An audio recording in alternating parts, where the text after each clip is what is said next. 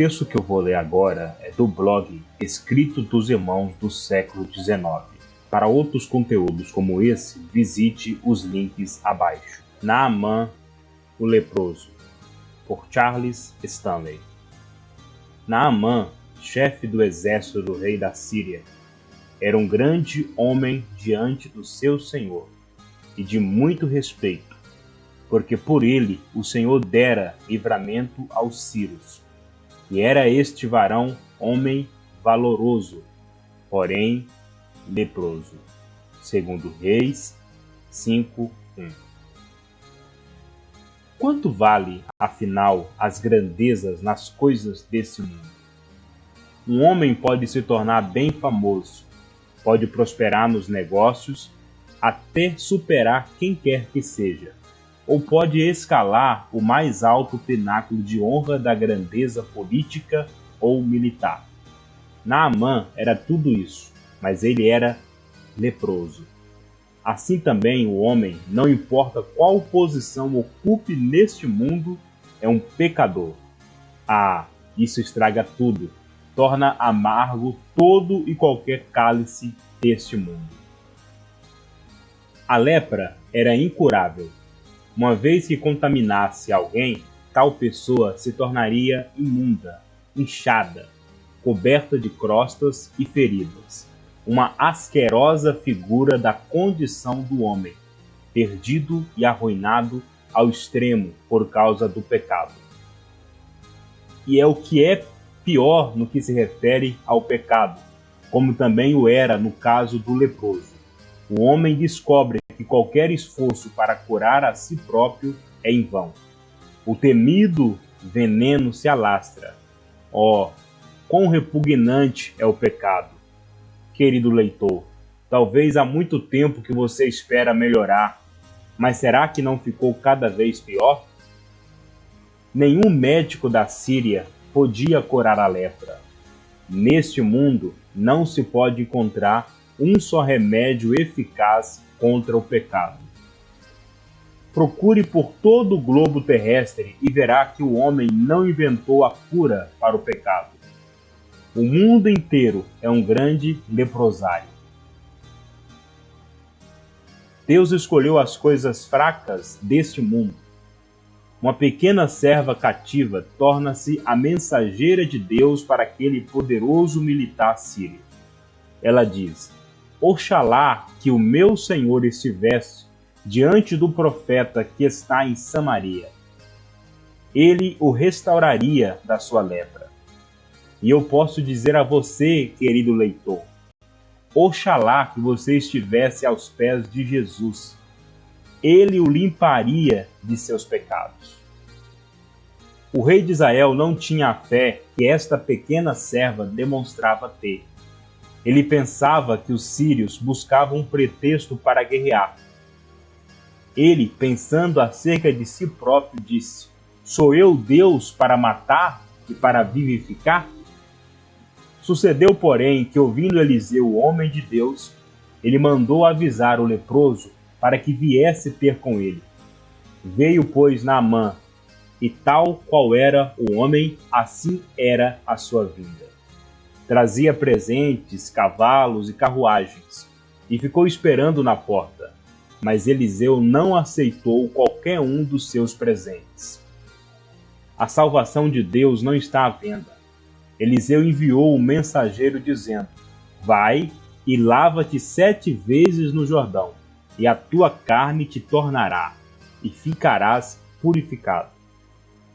Eliseu nem sequer saiu para falar com Naamã, tão somente enviou o mensageiro. Deve ser pela fé, e não por vista ou por sinais. Deus dá tão somente a sua palavra. Aquele que crer é salvo. O rio Jordão era um tipo ou figura da morte. A arca da aliança havia permanecido em seu meio, enquanto todo Israel passou aos pés enxutos pelo seu leito seco, entrando na terra de Canaã. Trata-se de uma das mais surpreendentes ilustrações de Jesus, tomando o nosso lugar no rio da morte. Não havia cura para esse grande leproso, a não ser que mergulhasse 7 vezes no rio da morte. Não há um meio sequer em todo o universo pelo qual um pecador possa ser limpo, a não ser pela morte de Jesus.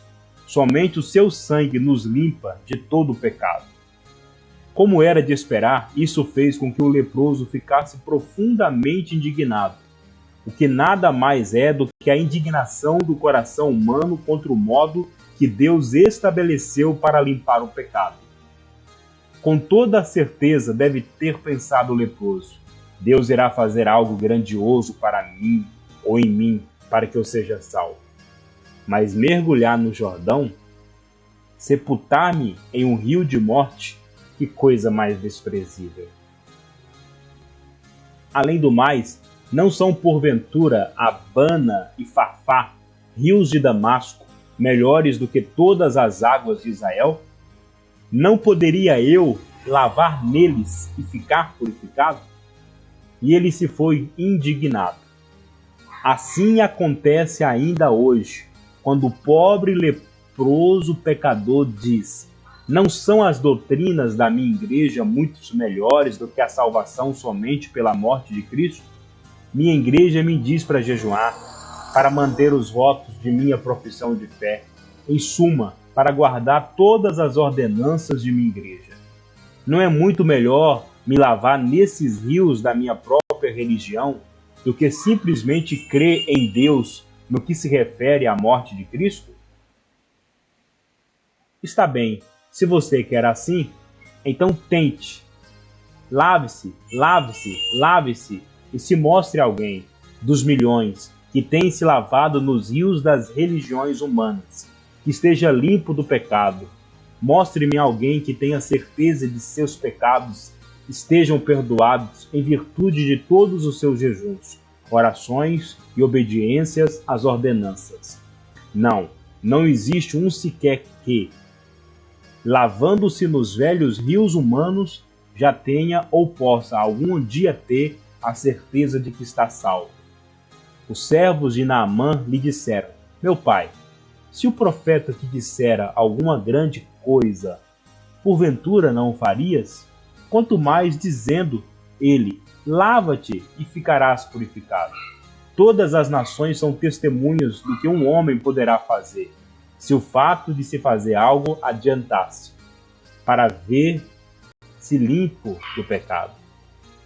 Então desceu e mergulhou 7 vezes conforme a palavra do homem de Deus, e a sua carne se tornou como a carne do menino, e ficou purificado. Com que magnificência, com toda certeza, nos é exibida aqui a morte e a ressurreição. As duas grandes lições de Deus, a morte de Cristo, o fim do pecado, a ressurreição de Cristo, o início de uma existência totalmente nova. O velho leproso desce à morte, sepultado com Cristo. Surge o novo homem em todo o frescor de uma criança recém-nascida. Oh, quão imaculadamente limpa esta nova criação! E ficou purificado.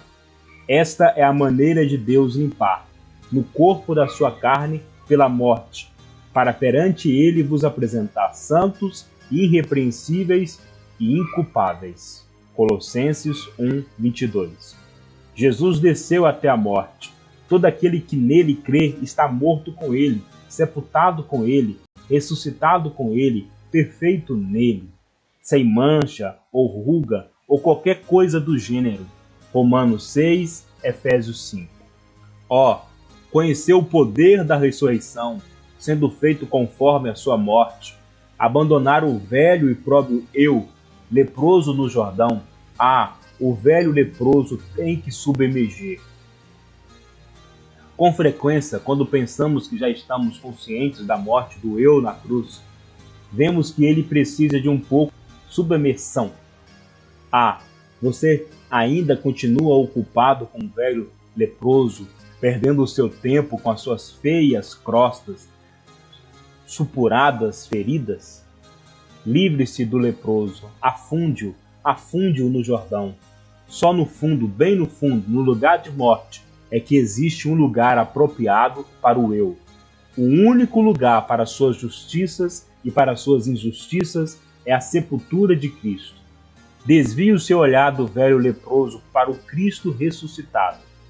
Se por um lado Adão estava cheio do veneno do pecado, por outro lado Deus fez com que Cristo se tornasse para nós sabedoria, santificação, justiça e redenção. Não existe qualquer mancha de lepra no Cristo ressuscitado. Qual ele é, somos nós também neste mundo. 1 João 4,17. Aperfeiçoados para sempre, limpos de toda mancha. Ó, querido leitor, você aprendeu essa tremenda lição? Você já mergulhou na morte? Está você ressuscitado com Cristo? Então se ocupe com as coisas que são do alto. Toda velha mancha do leproso, pecado já se foi. Assim que alguém está em Cristo, nova criatura é. As coisas velhas já passaram, eis que tudo se fez novo. E tudo isso provém de Deus. 2 Coríntios 5:17.